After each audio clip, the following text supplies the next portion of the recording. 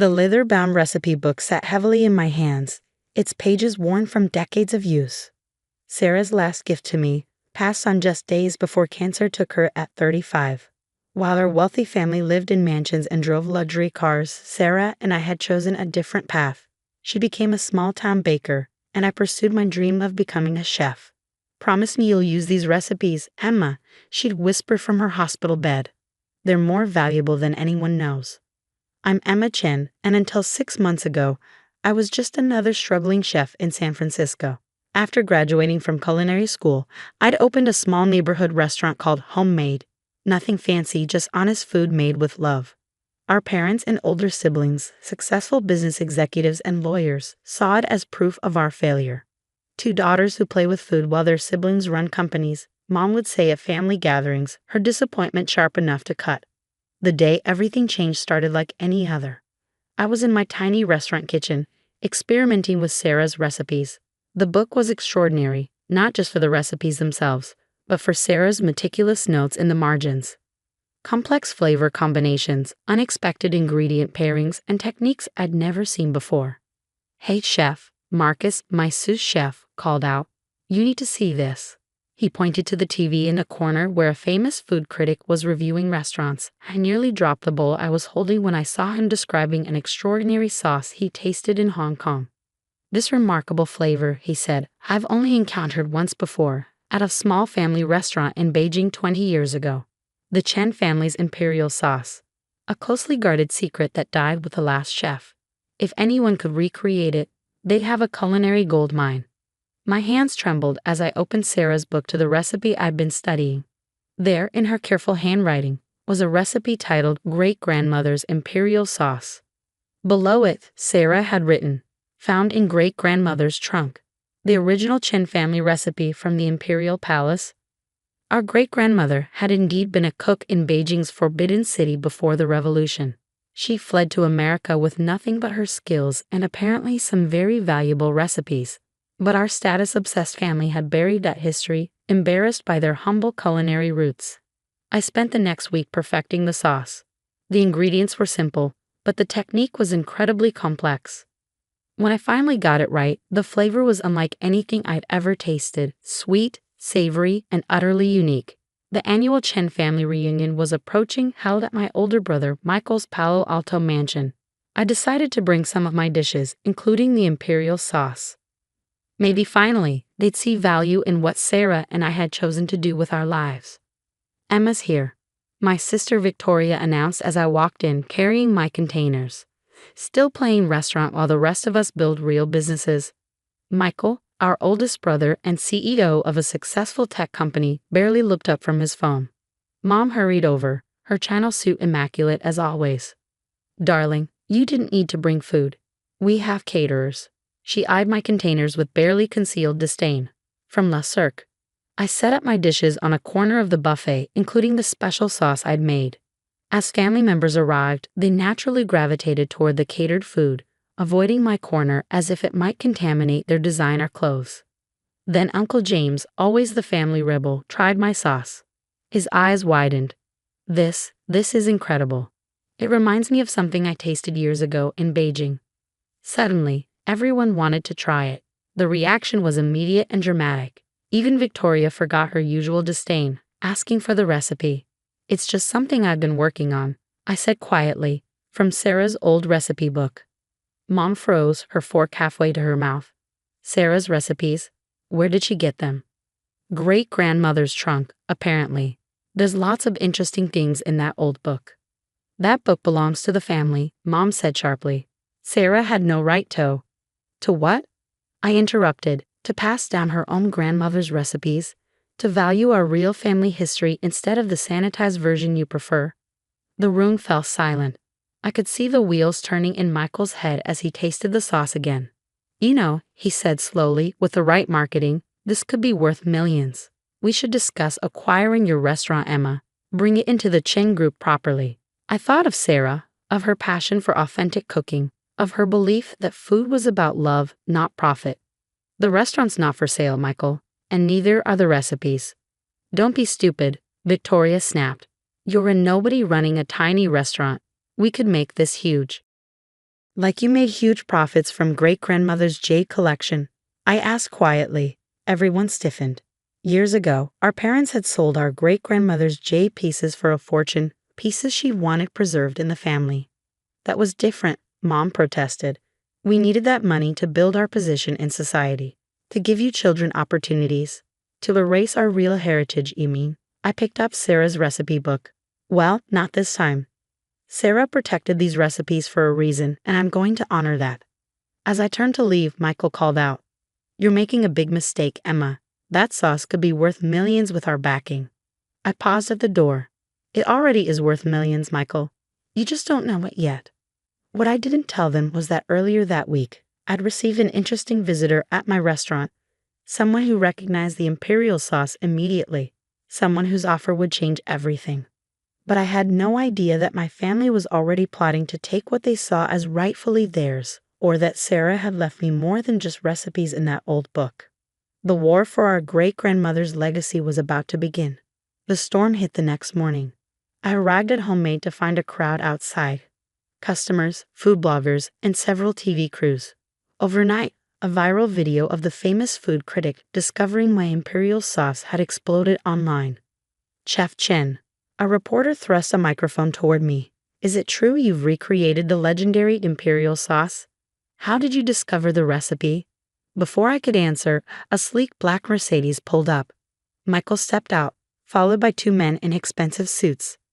Ladies and gentlemen, he announced smoothly, I'm Michael Chen, CEO of Chen Group International and Emma's older brother. We're excited to announce that the imperial sauce and all Chen family recipes will soon be launched under a corporate umbrella. My blood ran cold. What are you talking about? He gripped my arm, smile never wavering. Let's discuss this inside, sister dear. In my office, Michael's true colors emerged. The men with him were corporate lawyers, armed with intimidating stacks of documents. These recipes are Chen family intellectual property, Michael stated flatly. Mom and Dad have signed affidavits confirming they never gave Sarah permission to take great-grandmother's recipe book. As family head, I'm demanding its immediate return. Sarah found that book in great-grandmother's trunk, which was left to her specifically. A trunk of old clothes, Michael scoffed. Any valuable contents clearly weren't meant to be included. Besides, his smile turned predatory. How do you think health inspectors will react when they start receiving anonymous complaints about your kitchen? How long can a small restaurant survive repeated investigations? You're threatening me. I'm protecting our family legacy. You have until tomorrow to sign these papers transferring all rights to Chen Group. Don't make this difficult, Emma. After they left, I sank into my chair, Sarah's recipe book clutched to my chest. That's when I noticed something odd, a slight bulge in the book's leather backing. Carefully examining it under light, I found a hidden pocket. Inside was an old letter, written in our great-grandmother's elegant hand. My dearest granddaughter Sarah, I see in you what I see in few others, true love for our family's art. Not the money it brings, but the joy it creates. You remind me of my days in the imperial kitchen, before revolution and greed destroy everything. The recipes in this book are more than family secrets. They are our true legacy. The imperial sauce alone saved our family twice, once in Beijing when it bought our escape to America, and again in 1965, when its secret formula secured our future here. But there are those who would use these recipes for profit alone. That is why I entrust them to you, my quiet one who understands their real value. In the garden of our old home in Beijing lies proof of our history, documents that establish our original ownership of these recipes. I have arranged for copies to be kept safe with old friends. Protect our legacy, dear one.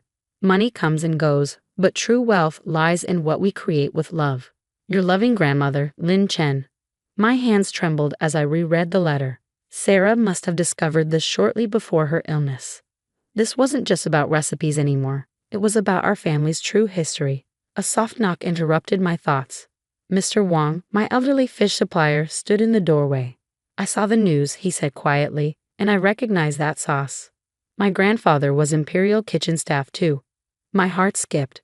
Mr. Wang, did your grandfather ever mention the Chen family? He smiled mysteriously. Come with me. There's something you should see. His tiny shop in Chinatown concealed a surprise, a hidden room filled with historical documents and photographs. And there, In a faded photograph from 1940, stood my great-grandmother in the imperial kitchen, proudly holding a sauce bowl. Your great-grandmother wasn't just any cook, Mr. Wong explained. She was the last official keeper of the imperial recipes. When she fled, she took them legally. They were her responsibility to protect. He handed me a stack of weathered documents. My grandfather kept copies of everything. The recipe ownership certificates, the official authorization, all proving your family's rightful claim. I was speechless. These documents weren't just history. They were ammunition. But while I was discovering our true legacy, my family was making their next move. Victoria had convinced our cousin David, a popular food blogger, to write a scathing review of Homemade, questioning the authenticity of our recipes. The war was escalating, and I needed help. That's when I remembered another note in Sarah's recipe book, mentioning someone named Master Chen in Hong Kong. No relation, but perhaps an ally. I had no idea that my search for help would uncover an even bigger secret, one that would shake our family to its core. I'd arrived in Hong Kong as the city was waking up, the morning air thick with humidity and possibility. Master Chen's restaurant was tucked away in an ancient building in Kowloon, its faded sign barely visible among the neon lights. Inside, an elderly man was teaching a young apprentice the precise way to fold dumplings.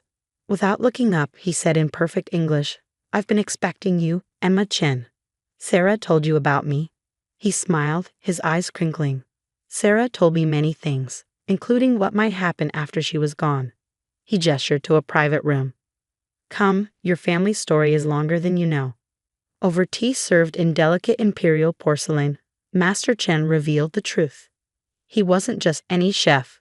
He was the grandson of the imperial kitchen's headmaster, and he'd been waiting decades for this moment. "Your great-grandmother and my grandfather made a pact," he explained, unlocking an ornate wooden chest. They knew the revolution would destroy centuries of culinary heritage, so they divided and protected the most precious recipes. He spread out ancient scrolls and photographs. "The imperial sauce you recreated. It's only the beginning. These recipes aren't just about food, they're about power. In the old days, these dishes were served only to emperors. They contain combinations of ingredients that affect mood, energy, even longevity. That's why Michael wants them so badly," I realized. "The commercial potential is worth billions," Master Chen nodded. "But there's something else you need to see." He played a video on his phone. Sarah's face filled the screen, recorded months before her death. "Emma, if you're watching this, you found Master Chen." Her familiar smile, though tired, warmed my heart. "There's something you need to know about our family." The truth hit like a thunderbolt. Our great-grandmother hadn't just been a cook. She'd been the illegitimate daughter of a royal concubine, raised in the imperial kitchen to protect her. The recipes were her birthright, passed down through generations of female chefs. "That's why I left you the book," Sarah continued. "In our family's history, it's always been the women who understood food's true power. Not as a commodity, but as a way to heal, to connect, to love." Master Chen handed me a USB drive. "This contains everything: historical proof of your lineage, documentation of the recipe's origins, and evidence of their scientific properties." Sarah prepared it all before she died. Back in San Francisco, I found my restaurant surrounded by protesters. Michael had hired them to carry signs questioning our food's authenticity. Victoria was giving interviews about family recipes stolen by an ungrateful sister. But I wasn't worried. I'd learned more than just history in Hong Kong. The next morning, at the emergency board meeting Michael had called for Chen Group's new authentic imperial cuisine line, I arrived early. The boardroom was packed with executives, lawyers, and one special guest. The Chinese cultural minister himself, invited by Michael to legitimize their claim to the recipes. Michael smiled triumphantly. "Emma, so nice of you to join us. We were just discussing the launch of our new product line." "Interesting," I replied calmly. "And what exactly are you launching?" "The Chen family's imperial recipes, of course. We have Mom and Dad's sworn statements about their ownership." I connected my laptop to the projector. "Let's talk about ownership." For the next hour, I presented the truth: documents, photographs, scientific analysis of the recipe's unique properties, and finally Sarah's video testimony. The cultural minister leaned forward, increasingly agitated. These recipes, he announced, are protected Chinese cultural heritage. Any attempt to commercialize them without proper authority would be problematic. Michael's face turned ash white. But our patents are invalid, I interrupted, because Sarah and I filed the proper cultural heritage protection documents years ago. These recipes can't be mass-produced or commercialized. They can only be passed down through certified training, exactly as they have been for centuries. Victoria jumped up. You planned this all along. You and Sarah protected our true legacy, I finished. And now I'm offering you all a choice. I laid out my proposal. Homemade would become a culinary training center, preserving traditional techniques and recipes. Any family member willing to learn properly to honor the traditions and history would be welcome. But, I added, no shortcuts, no mass production, no selling out our heritage for quick profits. The cultural minister nodded approvingly. The Chinese government would be very interested in supporting such a venture. As a cultural exchange program, perhaps. Michael slumped in his chair, defeated. His dreams of instant billions evaporating. Mom stood up slowly. The recipes, they really came from her? From the royal family? I handed her great-grandmother's photograph. From a woman who valued tradition over status, who believed food should bring people together, not drive them apart. Tears filled her eyes. I never knew, we never let her tell us. 1 year later, Homemade has transformed. We still serve traditional dishes, but we also train new chefs in the ancient techniques. Victoria, surprisingly, was the first to enroll in our program. Turns out she has a natural talent for dim sum. Michael focuses on the business side, but differently now, promoting cultural preservation rather than exploitation. Mom spends hours in the kitchen, finally learning the family stories she once dismissed. Yesterday, a young girl watched me teach the imperial sauce technique, just as great-grandmother once taught it in the palace kitchens. Does everyone get to learn the secret recipes? She asked. I smiled, remembering Sarah's words. The real secret isn't in the recipes. It's an understanding that the most precious things can't be bought or sold. They can only be passed down with love. Master Chin visits often, helping us maintain the old traditions while creating new ones. The cultural minister's endorsement has made us a bridge between culinary worlds. In my office, Sarah's recipe book sits in a special place of honor. But it's no longer just a book of recipes. It's a reminder that our true inheritance isn't measured in money or status, but in the wisdom, love, and traditions we choose to preserve and share. Sometimes the greatest wealth isn't what we gain, but what we protect. And sometimes the most powerful recipes aren't for food at all. They're for healing the bonds that break when we forget who we really are.